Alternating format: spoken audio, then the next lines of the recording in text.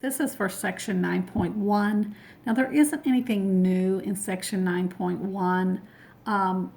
So they're kind of, you really know everything. They're just kind of reminding you a little bit, but they're specializing or they're focusing on quadratic equations. So a quadratic equation are second degree polynomial equations. So for example, if I had x squared plus x to the first plus 3 equals 0, this is a second degree equation because 2 is the highest power. So remember, there's an exponent here. So the highest exponent or the highest power of 2. So that is a quadratic equation.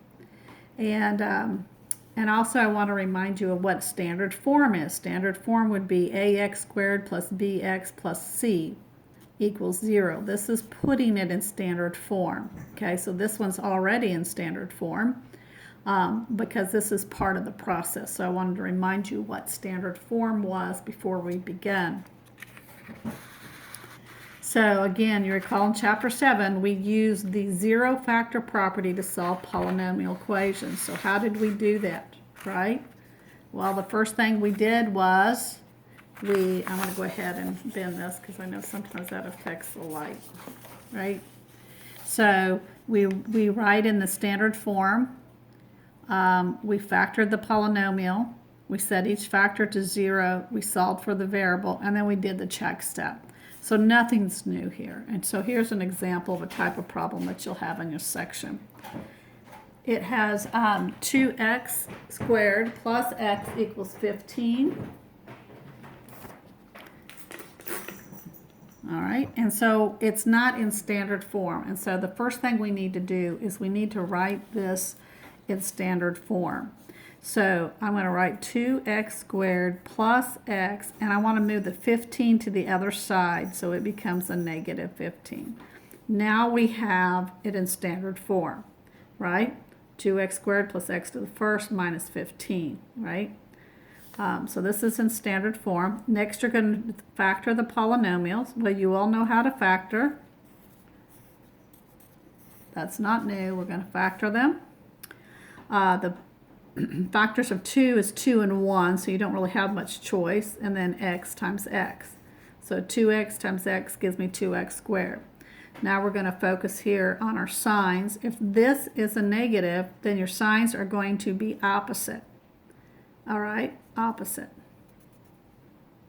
And then you can ask, what are the factors of 15? Well, the factors of 15 is 1 and 15, 3 and 5. So again, this is trial and error. If you didn't have this 2 here, you would say, okay, which ones are going to subtract and give me an x? But because you have this 2 here, it's really just a trial and error. So I'm going to try the 3 and the 5.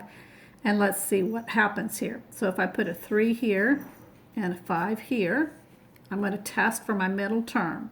Because positive 3 times a negative 5 does give me a negative 15. So I've got to test for the middle term here. So 1x times 3 is 3x. 2x times a negative 5 is a negative 10x. That gives me a negative 7x, which is not my middle term. So that didn't work. Okay, so that means what I'm going to do is I'm going to try the same numbers, so I'm going to switch them. I'm going to put them in a different place. All right, and then I'm going to do that check step one more time, check for the middle term. So 5 times 1x is 5x, and then this 2 times a negative 3 gives me a negative 6x. That gives me a negative x.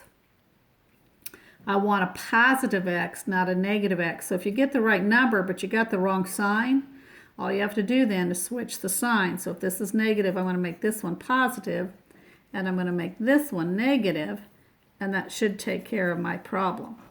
All right? So we're going to go ahead one more time. We're going to check. Always check when you think you got the final answer. Let's go ahead and check our work.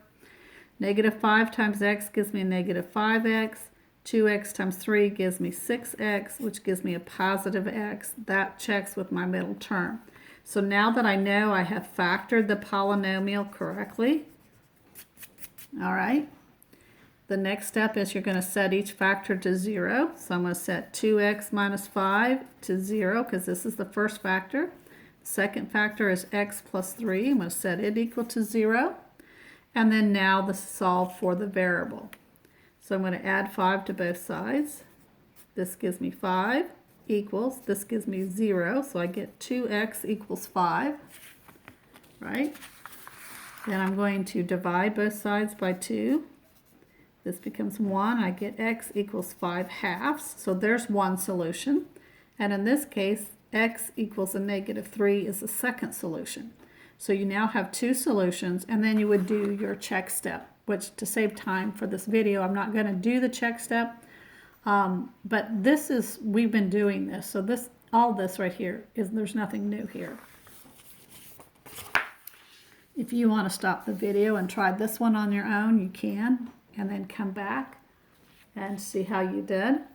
I'm going to go ahead and begin it. Again, it's not in standard form, so I have to get it in standard form first. So I'm going to add 4 to both sides, okay, which gives me now the standard form equals 0.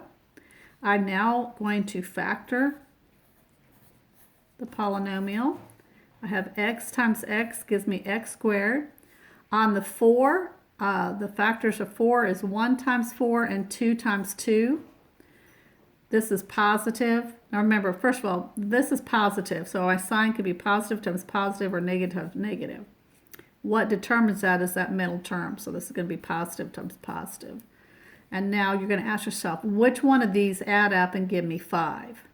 And the only one that will add up and give me 5 is the 1 and the 4. Once I feel like I have the right answer, do your trial and error, do your middle term check to make sure you get 5x.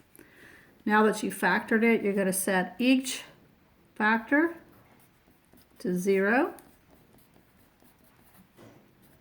And this gives you x equals a negative 1, and this one will give you x equals a negative 4. And then you do your check step. Okay, so hopefully this is what you got for your solution. Let's look at another example. This one says x squared plus 3x. So I'm going to move my 3x over. When I do that, I get x squared minus 3x equals 0. Now this technically is in standard form, because remember, standard form is what? ax squared plus bx plus c, right? In this case, c just happens to be 0. So they didn't write it. And remember, when factoring, since we don't have a trinomial, also, and I should have mentioned it earlier, remember, what's the first thing you always ask yourself when factoring? Is there a GCF? So is there a GCF? Yes.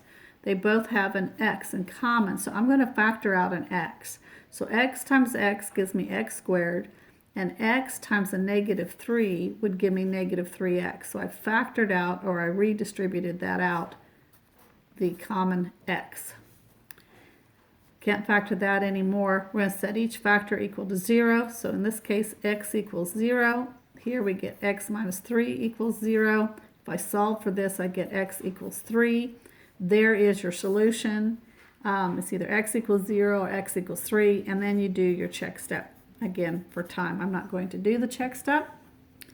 Now, some of you are bright enough that might look at this and say, well, why couldn't we have done this? Why couldn't we have divided both sides by x? Because this would cancel out and give me 3, and x squared minus x, or x squared divided by x is x.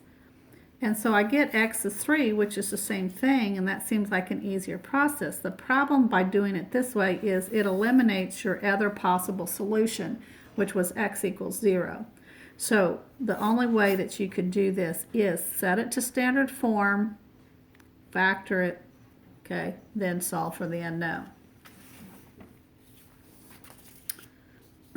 Here's our last example. You're welcome to try this if you want on your own.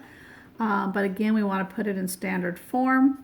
So this is going to become x squared minus 9 equals 0. And they doesn't have a GCF. It is a binomial, though. It's not a trinomial. It's a binomial. And if you look at it, it's a difference of 2 squares. Because this is a perfect square minus a perfect square. So hopefully you recognize that special pattern, a difference of 2 squares. Which a difference of 2 squares means you're going to have the opposite and 3 times 3. Okay, so this is what your result for your difference of two squares. Again, you set each one to 0, and you get x equals a -3 and x equals a +3, and then do your check step. Okay, so this is your solution there. And that's all for section 9.1. It's really everything that you've already had before. There's nothing new here. So I am going to have you do section 9.2, but I will explain it on another video.